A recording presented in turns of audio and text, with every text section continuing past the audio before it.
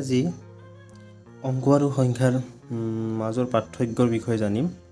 বহুতো ল'ৰা ছোৱালীক দেখা পোৱা যায় যে অংক আৰু সংখ্যাৰ মাজত এটা কনফিউজন থাকে যে অংক কোনবিলাকক কয়, সংখ্যা কোনবিলাকক কয়। তো মই আজি তোমালোকক এইটো ভিডিঅ'ৰ জৰিয়তে এই তোমালোকৰ যিটো কনফিউজ আছে এই কনফিউজটো দূৰ কৰি দিম, একেবাৰে সহজভাৱে বুজাই দিম। তো ভিডিঅ'টো আমি আৰম্ভ কৰোঁ। এতিয়া আমি লিখিম পোনপ্ৰথমে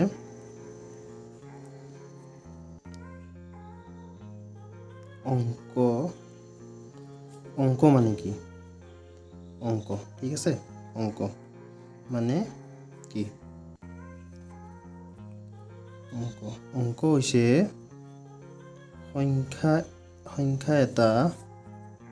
সংখ্যা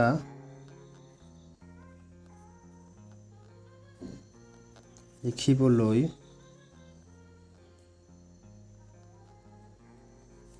ব্যৱহাৰ কৰা চিহ্ন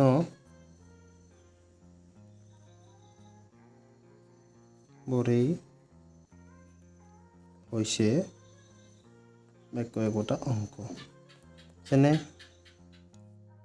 অংক 10টা আছে, কি? যেনে 0, 1, 2, 3, 4, 5, 6, 7, 8, 9। বুজি পাইছা এতিয়া যে এইবিলাক অংক আমি ব্যৱহাৰ কৰি সংখ্যা লিখিব পাৰোঁ, ঠিক আছে। তো এতিয়া তোমালোকৰ কনফিউজটো নিশ্চয় দূৰ হৈছে যে অংক কোনবিলাকক কয়। এতিয়া আমি যদি এইটোক আমি কি বুলি কওঁ? ডিজিট, ঠিক আছে। অংক মানে হৈছে ডিজিট। এতিয়া আমি ক'ম সংখ্যা।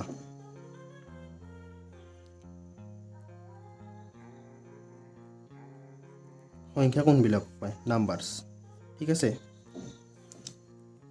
এক বা তাতোধিক, এক বা তাতোধিক অংকৰ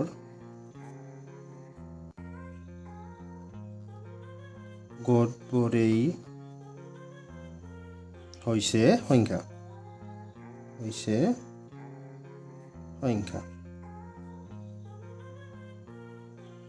তো উদাহৰণ আমি কি ল'ব পাৰোঁ? এক্সাম্পল আমি ল'ব পাৰোঁ 7, 9, 11, 2, 2, 4। এইবিলাকে মানে কি? দুটা অংক লগ হৈ যিটো গড় গঠন হয় সেইটো হৈছে কি? সংখ্যা।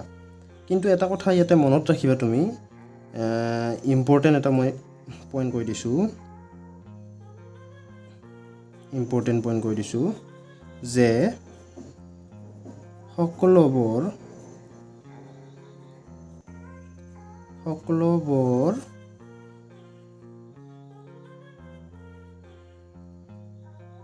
সংখ্যাই অংক নহয়, ঠিক আছে। যেনে সকলোবোৰ সংখ্যাই কি নহয়? অংক নহয়। যেনে আমি যদি এলিফেণ্টক ল'ব যাওঁ, এলিফেণ্টটো কি? এলিফেণ্ট এটা কি? সংখ্যা। কিন্তু এলিফেণ্টটো কি হ'ব নোৱাৰে? অংক হ'ব নোৱাৰে, কাৰণ আমাৰ অংক এইকেইটাই 0, 1, 2, 3, 4, 5, 6, 7, 8, 9, ঠিক আছে। এতিয়া আৰু এটা ইম্পৰ্টেণ্ট পইণ্ট কৈ আছোঁ, কিন্তু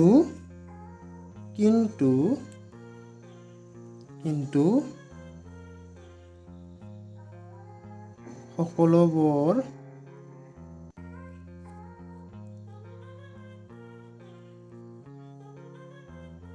অংকই